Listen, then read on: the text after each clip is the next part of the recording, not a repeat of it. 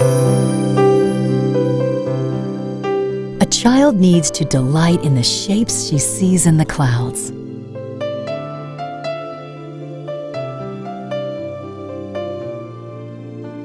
He needs to feel water on his face and the sand between his toes. A child must move from here to there, mix blue and green. She must dig a hole. Children, when they're very young, need an opportunity to explore, to utilize all their senses, and to really discover the joy of being, as well as be able to experience the joy of their natural curiosity and their ability to know and find out about the world in a way that's relaxed and in a way that really cultivates a joy in learning for them that can last for their lifetime. People just don't know about the importance and the value of having children outdoors. They don't know about the challenges of obesity, diabetes, attention deficit disorder, and the drugs that go along with it, the obsession with electronic media, the fact that babies shouldn't be watching television because it affects their brainwave patterns and makes it more difficult for them to learn. People don't know about this.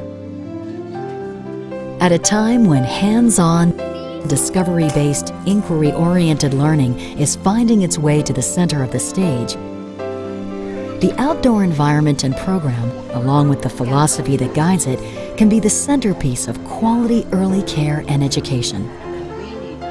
A simple way to make it so is to think of it as the outdoor classroom.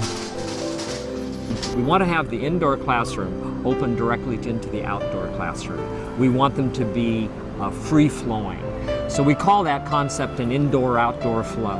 And what that allows is it allows children to select where they're learning and their development is going to be optimized. So on some days you'll be here and it'll be a beautiful day and you'll see children indoors.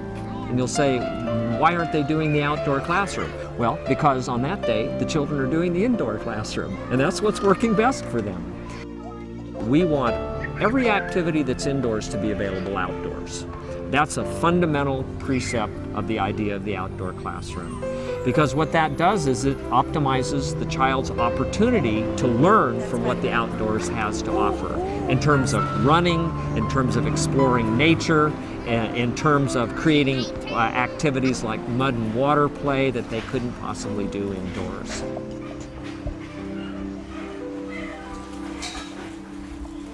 Children learn best when they are following their interest and their inclination. To see children be able to act on their own ideas, be engaged in activities that are personally meaningful for them, to develop skills, to master tasks, and the joy that you see in them when they accomplish something just creates tremendous joy for me.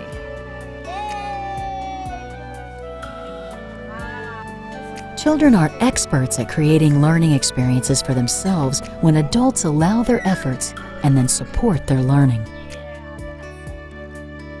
And hopefully do that in an organic or natural place outside, without electronics, without Game Boys and Nintendos, and without screens in front of their faces. It turns out that the single biggest factor in making the outdoor classroom work is not the physical environment. It's the attitude of the teachers. Because if they have the positive attitude that they want to make it work, then they find a way to make it work.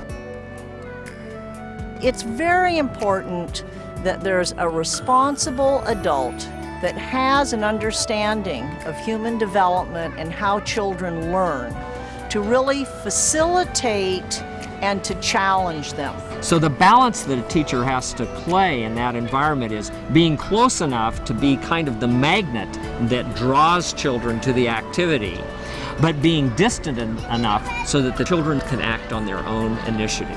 And it's finding that balance that really becomes the magic of an engaged teacher. The children become much easier to work with. you don't really have to manage the children in the kind of environment we're talking about. They manage themselves. They engage themselves in the activity.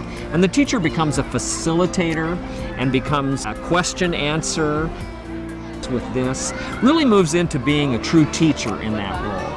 And they stop thinking about the idea of, oh, I'm a supervisor and I have to manage or contain things.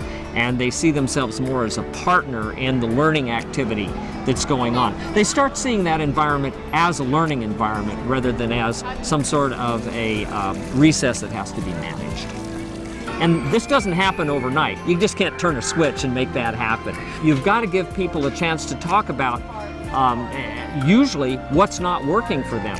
Because usually there's reasons why they're not going outside. It's too hot, it's too cold, there's not enough equipment, they don't know how to set up activities, they don't have storage. Storage is always the first thing I look at because we're asking them to bring activities outdoors. If they physically have to do that, that's a lot of work.